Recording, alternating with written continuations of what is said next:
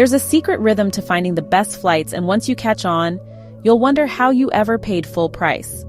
It's not about fancy apps, and you don't need to memorize 100 hacks.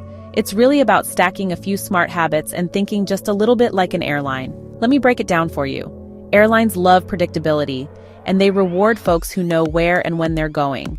So as soon as you've got your destination in mind, start looking. For domestic flights, booking 1 to 3 months out is your sweet spot. For international, you want 3 to 6 months ahead. But don't stop there.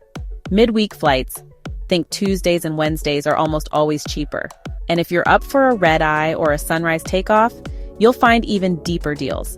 The fewer people want the flight, the more the airline wants you on it, and that's where you win. Now let's talk about flexibility. If your schedule's set in stone, you'll pay top dollar. But shift your trip by just a day or two, and you'll be amazed how prices drop. Use comparison sites with calendar views, so you can see a whole month's fares at once. That big picture view is worth its weight in gold. And when you spot a good fare, don't hesitate. Airlines track you with cookies. So if you check the same flight over and over, prices might creep up. Try searching in incognito mode or clear your browser cache to keep things fresh. Here's another tip. Don't limit yourself to your home airport.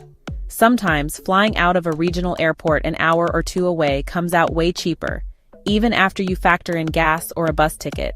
And look into open-jaw tickets flying into one city and out of another. Sometimes it's less than a standard round trip, and you get to see more places. Don't forget about seasons.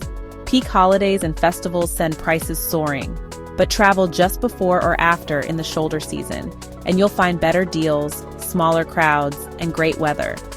Just remember, cheap fares often mean restrictions. Check what's included, so you're not surprised by baggage fees or no seat selection. Want an extra edge? Set up flight alerts on Google Flights, Hopper, or Skyscanner. You'll get notified when prices drop. And keep an eye out for error fares, rare but worth it. There are newsletters that'll tip you off the minute these pop up.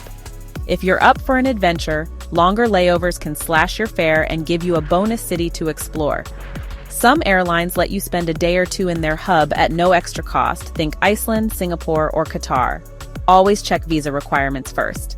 And finally, don't sleep on points and miles. Even if you don't fly a lot, a good travel rewards card can rack up enough points for a free trip, sometimes just from the sign-up bonus. Just remember to pay that balance off. So here's the magic. It's not about one secret, it's about making these habits second nature. Be flexible, plan ahead, think like an airline, and you'll start to see the patterns.